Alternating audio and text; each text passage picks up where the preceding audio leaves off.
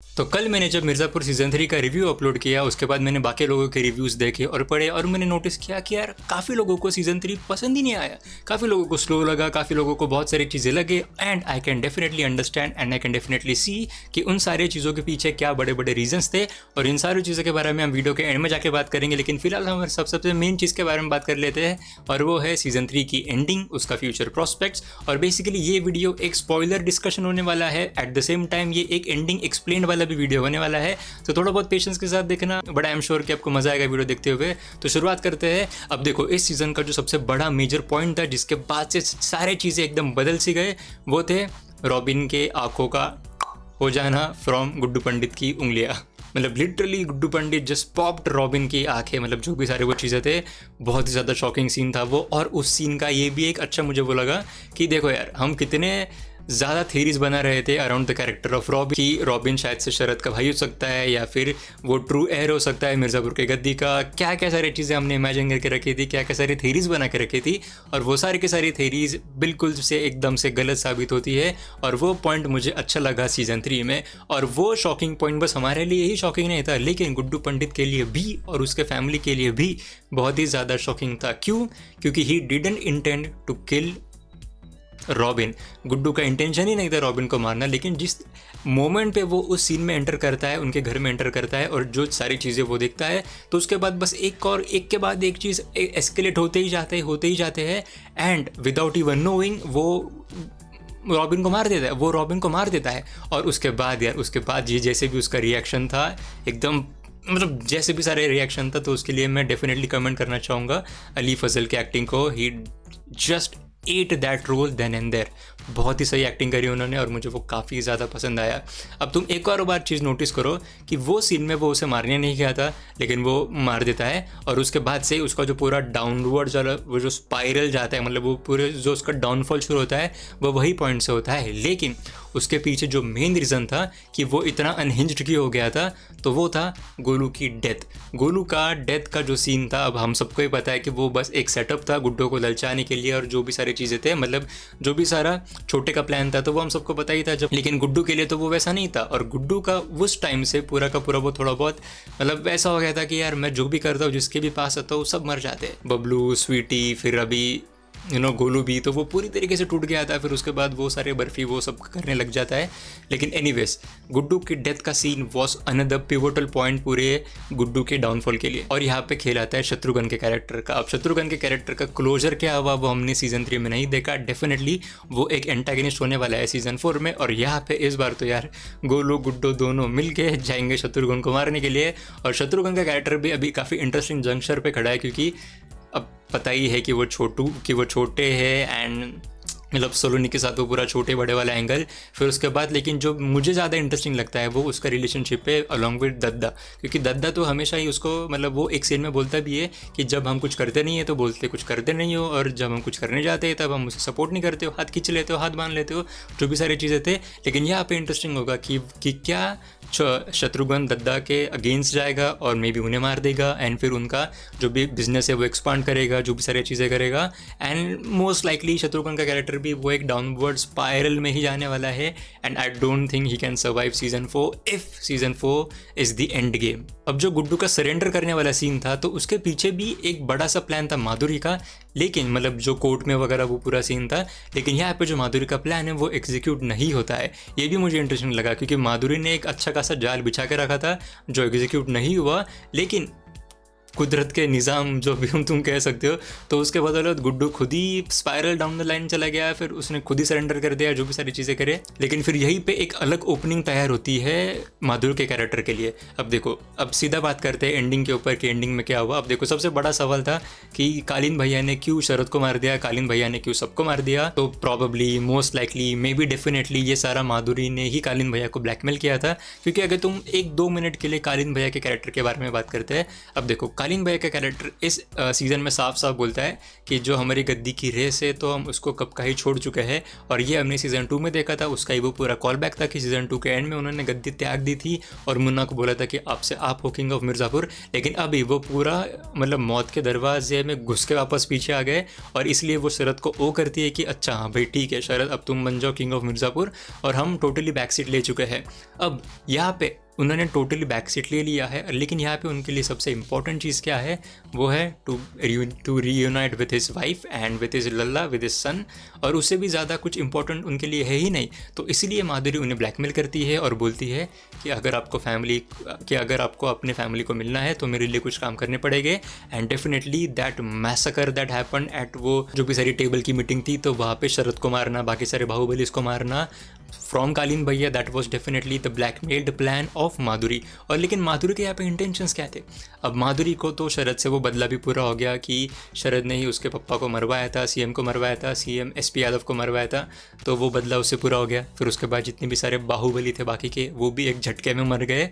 And definitely that was what she set out to do at the first place in the first episode of the season। वो crime free प्रदेश वो सारा बनाना था, तो इससे बड़ी opportunity क्या हो सकती है कि सारे के सारे लोग मर गए। लेकिन यहाँ पे भी फिर पॉइंट आता है कि यार कालीन भैया को क्यों छोड़ दिया? अब कालीन भैया 2-3 रीजन्स है। पहले तो उसके वो फादर इन लॉ है, फिर उसके बाद may be kind of father figure है, फिर जो मेन बड़ा सा रीज़न मुझे लगता है कि वो अभी भी उनके पार्टी मेंबर है कि नहीं, तो इसके वजह से भी उन्हें छोड़ दिया होगा। और यहाँ पे ऐसा भी हो सकता है कि माधुरी के कुछ अलग उसके लिए मोटिव्स भी हो गए, जो हमें सीजन 4 में जाके पता चलेंगे, जो बड़े ग्रैंड स्कीम ऑफ थिंग्स में चलेंगे। फिर अब बात करते हैं सीधा एकदम एंडिंग वाले एंड क्रेडिट के ऊपर, जहाँ पे हमें देखने को मिलता है द रिटर्न ऑफ मकबूल। और यहाँ पे हम देख सकते हैं कि बीना की जो वो सर्वेंट टाइप थी वो लड़की, तो उसको वो बीना भेजती है एंड बोलती है कि मकबूल को बुलाओ एंड वो सारी चीज़ें। अब बीना क्यों ऐसा कर रही है? अब देखो बीना का भी जो इंटेंशन था इस सीज़न में वो क्लियर था। मतलब बीना तो यार बहुत सारे प्लान कर रही थी। मतलब पहले उन्होंने जौनपुर में फ़ोन लगाया और बोला कि गुड्डू हमें कैप्टिव रख रहे हैं। फिर उसके बाद उसने माधुरी को कॉल करके वही बोला एंड उसके वजह से वो बाहर तो आ गई। मतलब पहले तो उससे माधुरी का प्रोटेक्शन मिल गया, लेकिन फिर उसके बाद उसके मोटिव क्लियर हो गए थे कि यार अभी मुझे ही रूल करना है, लेकिन और फ्यूचर में जाके उसके लल्ला को, उसके बच्चे को ही उसको गद्दी पे बिठाना है। ये तो माधुरी के एकदम स्टार्टिंग से एकदम क्लियर कट प्लान है। लेकिन यहाँ पे बात आती है व्हाट अबाउट द फ्यूचर। अब यहाँ पे जो एंड में हमने देखा कि पहले उसे अपने कालीन भैया मिलने को आते हैं एंड शी इज़ लाइक ये जिंदा है, इसके साथ अभी फिर से जाना पड़ेगा। तो यार मकबूल को बुलाने का 2-3 रीज़न्स है। पहले तो उसके लिए प्रोटेक्शन, फिर कालीन भैया को ख़त्म करना, और मतलब वही सारी चीज़ें जिसके वजह से बीना ऑन टॉप आ सके। तो उसी सारे चक्कर में अभी यहाँ पे एंट्री होने वाली है हमारे मकबूल भैया की। अब बात करते हैं गोलू एंड गुड्डू के सीन के बारे में। अब सीज़न के एंड में क्या होता है कि गोलू कैसे तो भी तो वहाँ से भाग निकलती है, मतलब शत्रुघ्न के चंगुल से भाग निकलती है, और भाग निकलने के बाद उसे पता चलता है कि यार क्या क्या सारी चीज़ें हुई है। लेकिन यहाँ पे फिर वो क्या करती है, वो सीधा जाती है जेपी यादव के पास, क्योंकि उसे पता है कि जेपी यादव अभी भी वो पार्लियामेंट की गद्दी के पीछे कितना भूखा है, सीएम बनने के पीछे कितना भूखा है, और कैसे वो उस भूख को कैपिटलाइज कर सकती है। लेकिन यहाँ पे वो जेपी को काफ़ी इंटरेस्टिंग चीज़ बोलती है। वो बोलती है कि आपके जितने भी सारे प्रॉब्लम्स है उसका बस एक ही सोल्यूशन है, वो है गुड्डू पंडित। तो उसको वो दिलासा देती है कि आपके जो भी सारा कैंपेन होगा, जो भी सारे मतलब ये सारी चीज़ें ऑफ स्क्रीन दिखाई थी, मतलब ये सारी चीज़ें हम स्क्रीन पे नहीं दिखाए थे, लेकिन वी कैन अज्यूम कि उनका यही प्लान हो सकता है।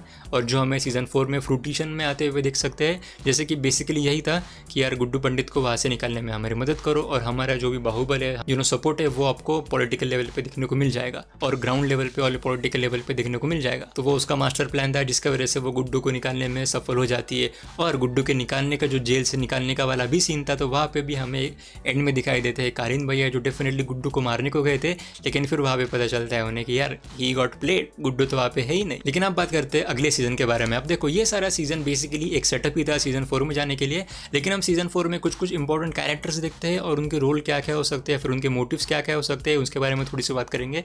सबसे पहले तो बात कर लेते हैं यार कालीन भैया के बारे में। अब देखो कालीन भैया ने सच में वो सारी गद्दी वगैरह जो भी है वो सारी त्याग कर दी थी, ऐसा उन्होंने बोला था।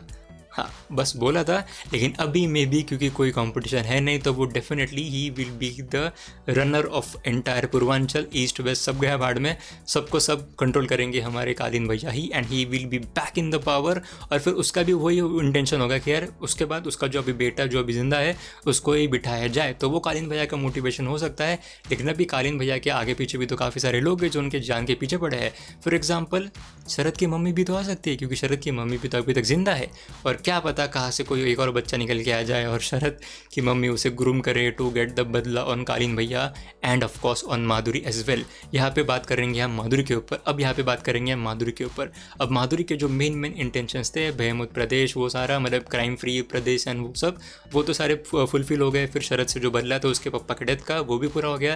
लेकिन अभी जो उनके थोड़े बहुत अनक्लियर से प्लान्स हमें देखने को मिलते हैं गोइंग फॉरवर्ड पॉलिटिकली, तो वो हमें फ्रूटिशन में आते हुए दिख सकते हैं सीजन 4 में, जिसके लिए वो डेफिनेटली यूज़ करने वाली है कालीन भैया को। लेकिन अभी हम जहाँ पे पॉलिटिक्स के वगैरह बात करते हैं, तो हमें डेफिनेटली बात करना पड़ेगा जेपी यादव, गुड्डू और हमारे गोलू के बारे में, क्योंकि गुड्डू और गोलू ने डेफिनेटली प्रॉमिस किया होगा जेपी यादव को, जैसे कि हमने अभी ही बात करी कि यार आपको जो भी सारा बल लगेगा, बुद्धि लगेगी, उसमें हम आपको सपोर्ट करेंगे to get you into the political seats. तो यहाँ पे और भी ज़्यादा पॉलिटिकल वॉर होने वाला है जेपी यादव के कैरेक्टर के बारे में और माधुरी के कैरेक्टर के बारे में, जहाँ पे माधुरी के साइड से हो गए कालीन भैया और जेपी के साइड से हो गए गुड्डू एंड गोलू। तो यार ये तो सारा था मेरा एंडिंग एक्सप्लेन वाला और जो भी सारे फ्यूचर प्रेडिक्शंस थे उसके बारे में। लेकिन अभी बात करते हैं कि क्यों लोगों को इतना ज़्यादा सीज़न 3 नहीं पसंद आ रहा है।